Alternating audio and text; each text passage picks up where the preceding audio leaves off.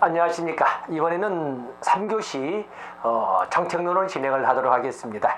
정책론 100문제를 통해서 우리가 적어도 80점 이상을 확보할 수 있도록 이렇게 접근을 하겠습니다. 자, 교재 198페이지에 보시면은 정책론 첫 번째 문제 나와 있습니다. 사회복지 정책의 특징에 관한 설명으로 옳지 않은 것은 우리가 정책, 국정 운영의 기본 방향이나 방침을 우리가 정책이라고 하는데, 바로 국민 최저 수준을 보장한다. 사회복지 정책에서는 최저 수준, 국민 최저선을 보장을 합니다. 가치 중립적이다? 아니죠. 정책이라고 하는 것은 가치 지향적이야 돼. 인간을 대상으로 하고 국민을 대상으로 하기 때문에 당연히 가치로운 방향으로 방향이 잡혀야 됩니다. 시장 실패를 시정하여 자원 배분과 자원 배분의 효율화 기능을 수행한다.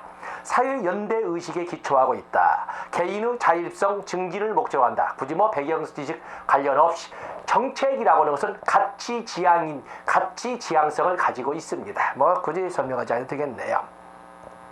다음에 두 번째 문제를 보시면은 사회복지 정책의 가치에 관한 설명으로 옳은 것은, 자, 가치라고 하는 것은 무엇을 덜 좋아하느냐 하는 문제라든지 무엇을 먼저 수행해야 할 것이냐 하는 선호의 문제가 되겠습니다. 가치는 사회복지 정책의 목표가 아니라 수단이다. 가치, 보통 우리가 사회복지에서 사회복지 실천의 3대 축, 그러면 지식, 기술, 그리고 가치, 이렇게 세 가지를 들거든요. 그래서 사회복지 실천의 3대 축이라고 하는데, 그렇기 때문에 여기에 보면은 옳은 것은 이렇게 되어 있습니다. 가치라고 하는 것은 사회복지 정책의 선호하는 어떠한 하나의 방향성을 보여주고 있는 것입니다. 방향성. 그렇기 때문에 수단이다 이렇게 설명이 되어 있는데, 수단, 이것은 하나의 가치라고 하는 믿음이나 신념과 같은 것이어서 다 좋아도 그래도 무엇을 더 이렇게 설명하는 하나의 방향성을 가지고 있고, 하나의 선호도로서 하나의 목적과 같은 성향을 가지고 있습니다. 추구해야 할 방향, 우선시해야 될 가치, 이렇게 우선시해야 될 어떠한 그 도달점, 이렇게 보는 것이 가치가 되겠습니다. 그 때문에 수단이라고 하는 것은 약간 절반의 승부가 있습니다. 두 번째 보시면 비례적 평등 가치를 실현하려면 자원 배분의 기준이 먼저 정해져야 한다. 그렇죠? 비례적 평등 가치. 비례적 평등이라고 하는 것은 우리가 상대적 평등 또는 형평 또는 공평 또는 균등이라고 표현을 하고 있는데, 먼저 자원 배분의 기준이 정해져야 된다. 그다음에 보험 수리의 원칙은 결과의 평등 가치를 보험 수리의 원칙이나 또는 열등 처우의 원칙, 이거 모두 비례적 가치를 형성하는 것입니다. 그렇기 때문에 여기 나오는 결과의 평등이라고 하는 것은 수량적 평등이라고 하는 걸로써 이 결과의 평등은 절대적 평등의 개념입니다. 그래서 보험 수리 또는 열등 처우, 이런 것은 비례적 평등의 가치가 있습니다. 그렇기 때문에 이건 틀린 거죠.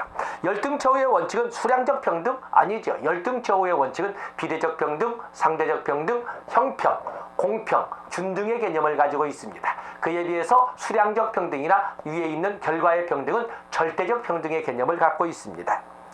적극적 자유는 타인의 간섭이나 구소로부터 자유를 말한다. 타인의 간섭으로부터 자유로울 것, 타인의 간섭을 받지 않을 자유는 소극적 자유라고 합니다. 괜히 설명했군요. 답은 2번이 되겠습니다.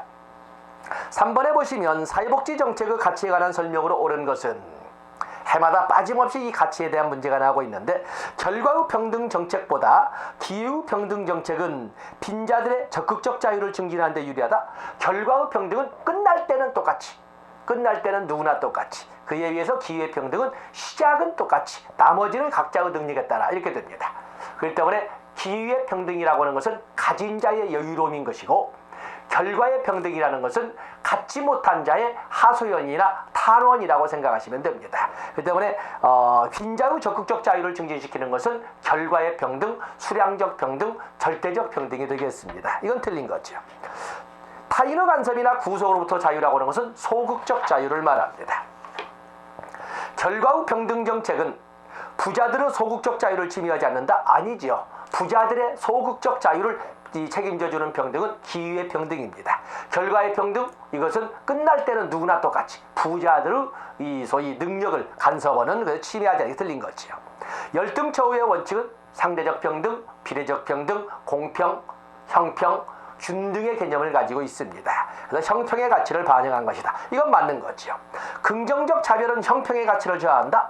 아니죠. 긍정적 차별이란 개념은 뭐냐면 소수 인종 우대라든지 또는 역차별이라든지 장애인 의무 고용이라든지 또는 농어촌 지역 우선 전형이라든지 또는 지역 할당제라든지 이런 것처럼 소외된 계층이나 힘없는 사람들을 위하여 역차별을 함으로써 갖지 못한 자도 어느 정도는 가질 수 있게끔 가진 자의 일부를 양보받도록 하는 것을 긍정적 차별이라고 합니다. 그 때문에 가진 자들은 역차별이라는 개념으로 이렇게 짜증은 내지만 그래도 가질 수 없는, 갖지 못한 자라기보다는 아무리 가지려고 해도 가질 수 없는 자도 어느 정도는 가질 수 있게끔 하는 국가 개입이기 때문에 이건 국가 개입에 의한 형평의 가치 추구라고 설명할 수가 있습니다. 무조건 져야 한다는 것은 아닙니다. 답은 4번이 되겠습니다. 자, 페이지 넘어가 보시면 사회복지 정책의 가치 중 평등, 자유에 관한 설명으로 옳지 않은 것은 기회의 평등은 결과의 평등보다 빈자들의 적극적 자유를 확대하는 데 유리하다. 기회의 평등은 가진 자의 여유인 것이고 결과의 평등이라는 것은 갖지 못한 자, 또 가지려고 해도 가질 수 없는 자의 단원이라고 할 수가 있습니다. 그래서 빈자들의 적극적 자유를 확대시키는 것은 결과의 자유가 되겠습니다. 결과의 평등이 되겠습니다. 이건 맞는 것. 결과의 평등. 맞는 것이 아니라 바뀌어져 있군요. 1번은 틀린 것이 되겠습니다. 결과의 평등 정책은 빈자들의 적극적 자유를 증진시킨다. 열등 처우의 원칙은 비례적 평등, 상대적 평등. 어떠한 경우에도 구빈 후 대상이 되는 사람은 자립자활, 자생하는 사람들보다 어떠한 경우에도 나와서는 안 된다. 이건 비례적 평등, 상대적 평등, 형평, 공평, 균등의 개념이라고 말씀을 드릴 수가 있습니다. 형평은 결과의 평등에 비해 소극적 재분배 개념이다. 그렇지요? 결과의 평등은 끝날 때는 누구나 똑같이 갖게. 이렇게 해서 아주 적극적인 국가 개입에 의해서 형평은 저마다의 기여도를 반영한다는 의미에서 소극적 재분배 개념이라고 할 수가 있습니다. 결과의 평등 정책은 부자들의 소극적 자유를 감소시킬 수 있습니다. 앞에 있던 문제. 그래서 해마다 빠짐없이 나오는 것이 바로 정책론에서 이 가치의 문제라고 할 수가 있겠습니다. 답은 1번이 바뀌어져 있지요. 빈자들의 적극적 자유를 확대시키는 것은 결과의 평등이 되겠습니다. 다음에 5번은 여러분들이 해설을 통해서 보시도록 하고 앞에 계속 있던 말의 반복이 되겠습니다. 해설 아주 상세히 잘 적어놨습니다.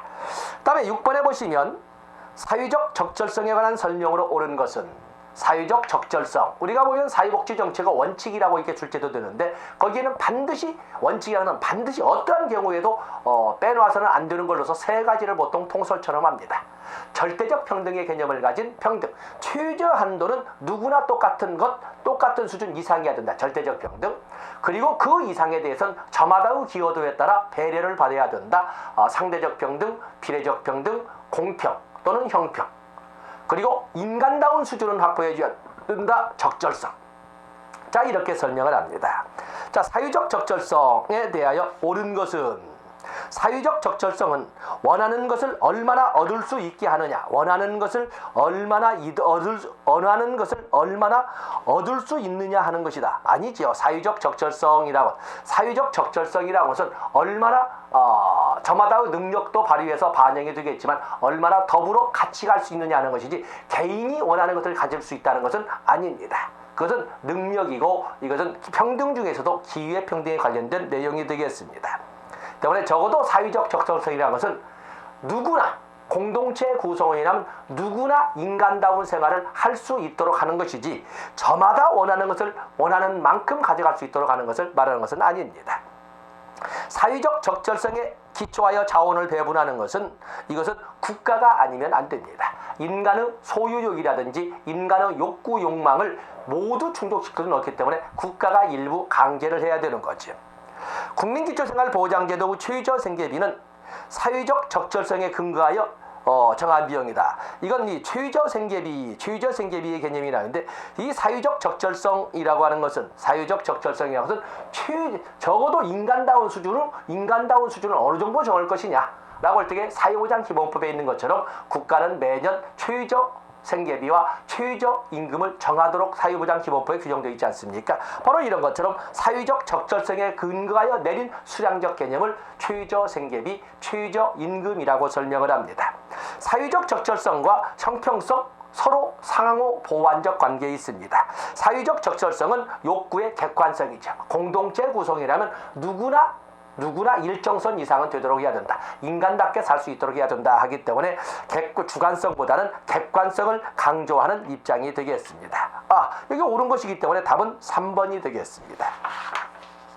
다음에 페이지 넘어가 보시면 거의 역사 문제처럼 이렇게 쭉 나와 있지만 1997년 외환위기 이후 한국 사회복지제도 변화에 해당되지 않는 거. 자, 단답 나와 있지요. 국민기초생활보장법 1999년 제정, 2000년 시행. 노인장기요양보험제도 2007년 제정, 2008년 시행. 국민건강보험법 제정 1999년 제정, 2000년 시행. 기초연금제도는 2007년 기초노령연금으로 제정되고 2008년에 시행되었던 것이 2014년도에 기초연금법으로 바뀌어지면서 시행된 것이 기초연금이 되겠습니다. 다음에 고용보험법 1993년에 제정해서 1995년부터 시행된 것이 되겠습니다. 때문에 이거는 1997년 이후, 그렇기 때문에 답은 5번이 되겠습니다. 다음에 8번에 보시면 우리나라 사회 서비스 확대에 따른 정책 변화를 분석한 내용으로 옳은 것을 모두 고른 것은. 자, 우리나라 사회 서비스 확대 앞으로 더욱더 확대되어 가야 되고 더 확대되어 갈 겁니다. 서비스 할당의 기반은 전 종래의 선별주의에서 보편주의로 이렇게 자, 여기는 바뀌어져 있죠. 서비스 성격은 제한적, 한정적 서비스에서 다양한 서비스로 그렇습니다. 그다음에 서비스 전달 체계는 종래에는 민간 부문에서 공공 부문으로, 그리고 1970년대 위기를 극복하는 과정에서 공사 혼합 부문, 다시 말해서 복지 다원주의의 개념으로. 그렇기 때문에 이건 바뀌어져 있군요. 공공기관에서 공사 혼합으로 바뀌어져 있습니다. 재정 지원 방식은 서비스 제공자 지원에서 서비스와 수요 지원, 그렇죠. 클라이언트에게 직접 재원이 지원되는 이런 방향으로 바우처라는 것을 가지고 설명해 볼 수가 있습니다. 답은 니은번이 되겠습니다.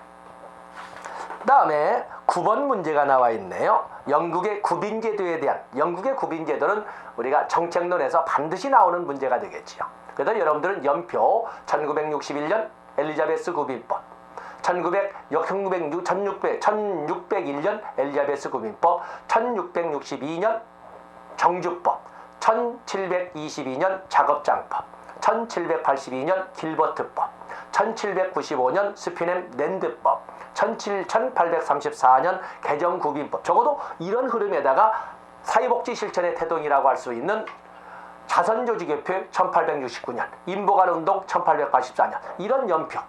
그러면서 1942년 베버리지 보고서, 이런 식으로 여러분들이 쭉 갈고를 가셔야 되는데, 엘리자베스 구빈법은 최초로 빈민구제에 대한 전국적 행정구조를 수립하였다. 그렇죠? 통일적 구빈행정을 갖추게 된 것이 엘리자베스 구빈법이 되겠습니다.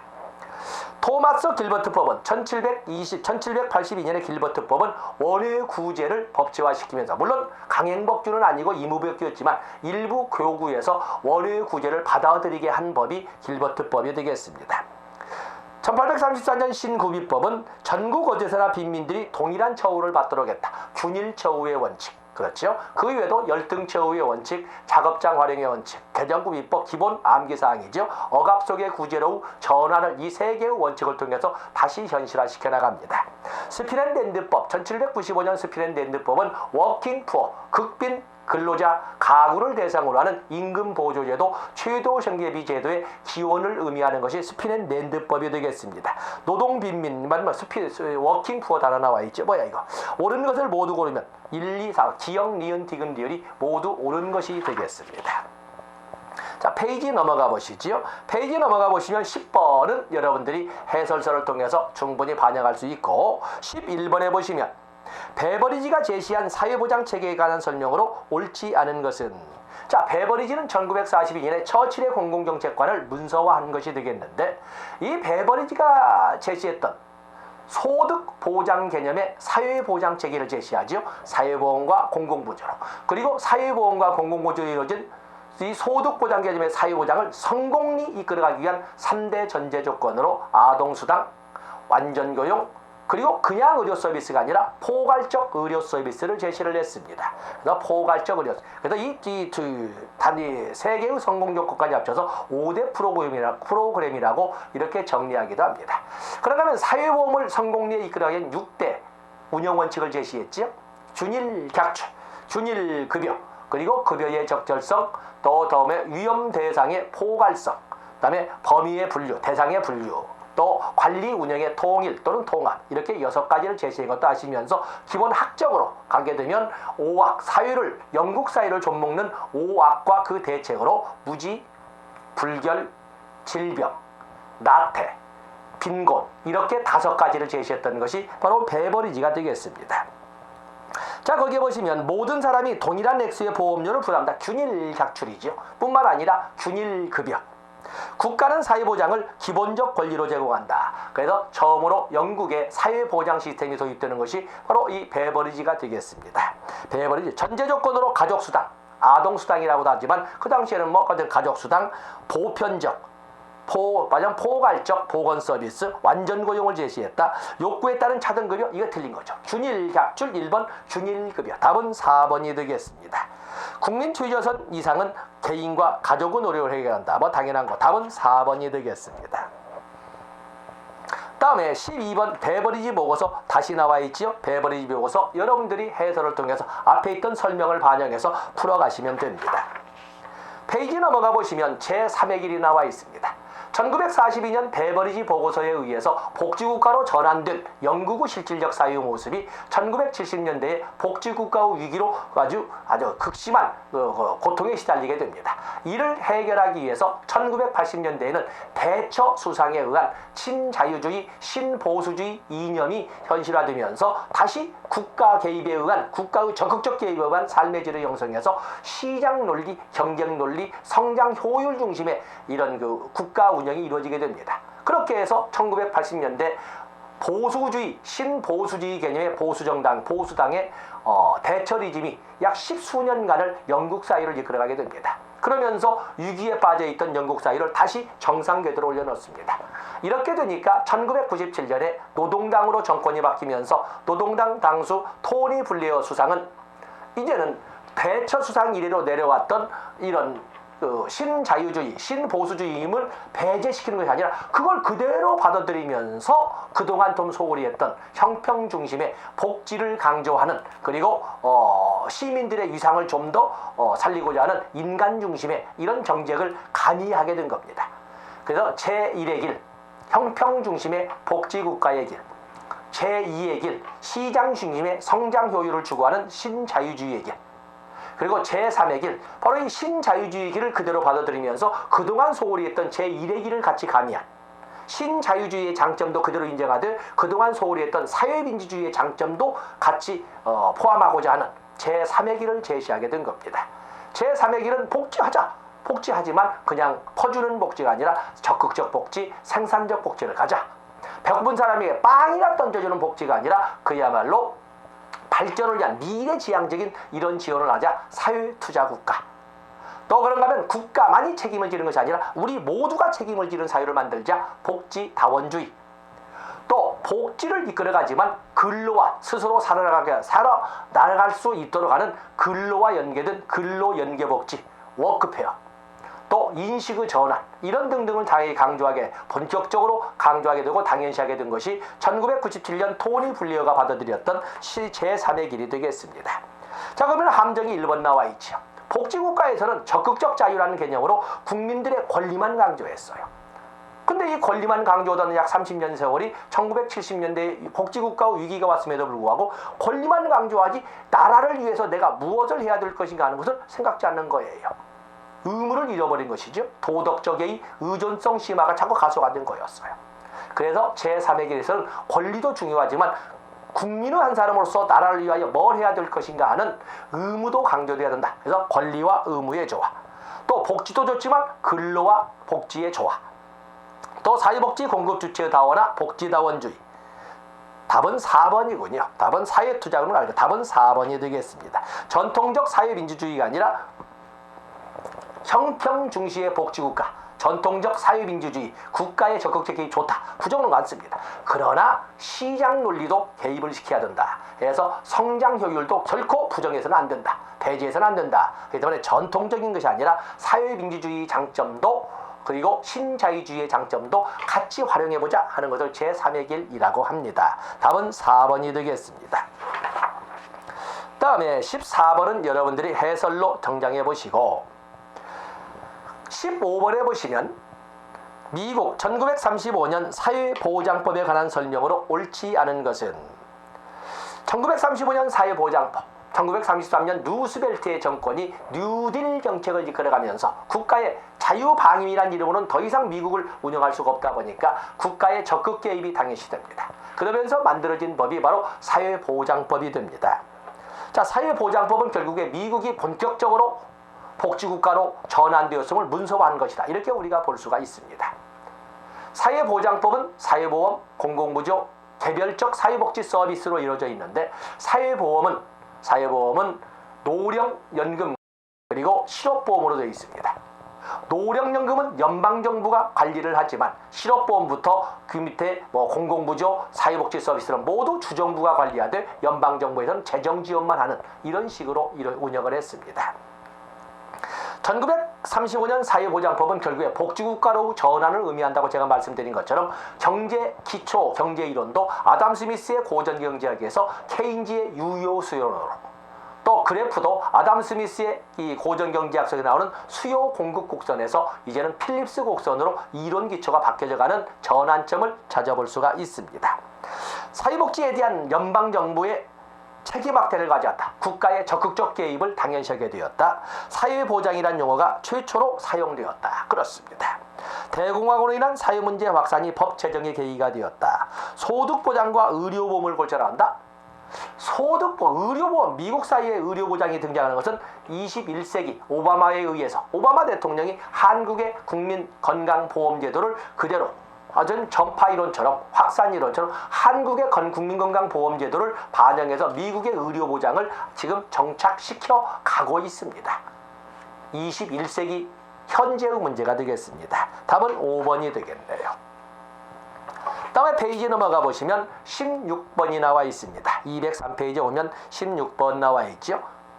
1935년 미국의 사회보장법 설명으로 옳지 않은 것은 자, 여기 보면 빈곤의 사회구조적 원인에 관한 인식 증가. 그렇죠? 미국의 사회보장법 등장이라고 하는 것은 미국이 본격적으로 복지국가로 전환되었음을 문서화한 것이라고 제가 설명을 했습니다. 그러다 보니까 당연히 개인적 빈곤관에서 사회적 빈곤관으로 정책 전환이 이루어졌다. 이렇게 표현할 수가 있습니다. 1번은 바로 그 말입니다. 다음에 실업보험. 사회보험은 노령연금과 실업보험으로 구성되어 있는데 노령연금은 연방정부에서 관리하지만 실업보험은 주정부에서 관리하되 재정지원만 해줍니다. 이건 맞는 거죠. 노령연금은 연방정부가 재정과 운영을 담당한다 말씀드렸고 사회주의 이념 확산에 따른 노동자 통제를 목적한다.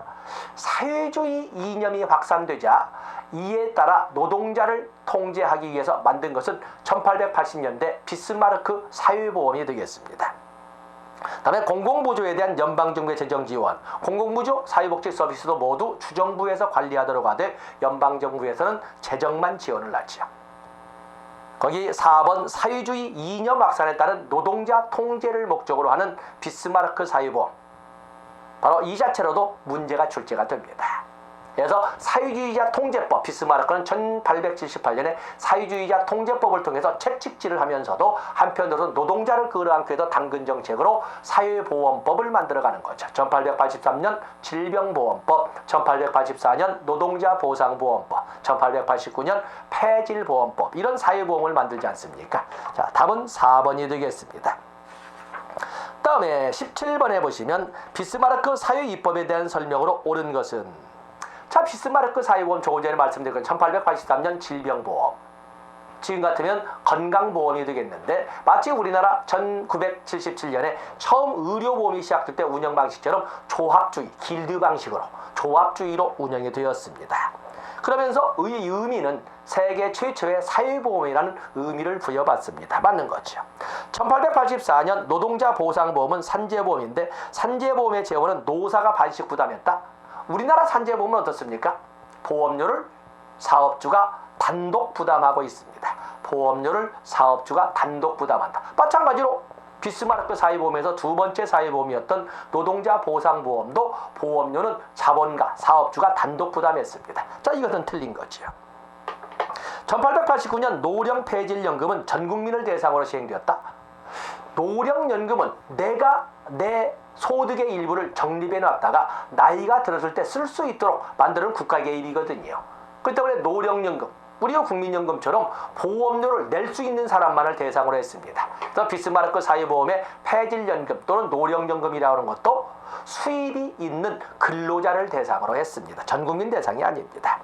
사회민주당이 입법을 주도했다? 아니죠. 비스마르크 사회보험은 강력한 국가를 요구했던 비스마르크의 정치가 이끌어가는 겁니다. 사회민주당에서는 특히 노동자 보상보험과 같은 것은 아주 부정적으로 봤거든요. 다음에 질병보험은 전국적으로 일원화된 통합적 조직에 의해서 운영되었다. 그럼 통합주의로 운영됐다는 건데 우리나라가 1977년에 의료보험을 실시할 때 조합주의였거든요. 마찬가지로 비스마르크 사회보험 중에 첫 번째 질병보험, 그 당시에 맞는 의료보험도 역시 길드마다 각자 운영하는 방식, 조합주의 또는 금고주의 또는 길드마다 각자 운영하는 방식이었다. 옳은 것을 찾고 있군요. 답은 1번이 되겠습니다. 다음에 18번은 여러분들이 보시되 페이지 넘어서 204페이지로 넘어가겠습니다. 19번에 보시면 복지국가 위기론이 등장하게 된 사회경제적 배경으로 볼 수 없는 것은, 자, 복지국가 위기라고 하는 것은 보통 1970년대 5.1 쇼크로 터졌다 이렇게 표현하지만 그럴 수밖에 없는 과정들이 누적되어서 터진 거죠. 신자유주의 이념의 확산은 결과 같은데, 결과. 자, 보겠습니다. 신자유주의는 뭐예요? 국가 개입의 축소, 보편주의에서 선별주의로 전환, 장기보호에서 단기보호로 전환, 자, 이런. 그리고 국가의 지원보다는 자립자족 방향으로 넘기는 것이고 국가보다는 시장에 더 큰 비중을 두자고 하는 것이 신자유주의로 전환이 되겠는데, 자, 어쨌든 이건 결과가 됩니다. 냉전체제의 붕괴, 냉전체제라고 하는 것은 1990년대를 전후해서 소련 고르바초프의 개방정책, 개방개혁 정책에 의해서 만들어지는 겁니다. 근데 복지국가 위기라고 하는 것은 1970년대거든요. 연도가 맞질 않습니다. 그 다음에 국가, 자본, 노동 간의 화해적 정치구조 균열, 스태그플레이션. 이건 바로 복지국가 위기를 정부 실패라고 봤을 때 경제적 측면에서는 스태그플레이션, 정치적 측면에서는 정부 비대화, 정치행정의 정부 비대 이런 말씀입니다. 소품종 대량 생산 체계의 약화. 그러면서 복지국가 위기에서 대량 생산, 대량 소비. 맞으면 소품종 대량 생산이라고는 대량 생산, 대량 소비가 약화되면서 이제는 다품종, 다양성을 강조하는 다품종, 소량 생산이 이렇게 확산되어 가죠. 다양성, 개성을 강조하는.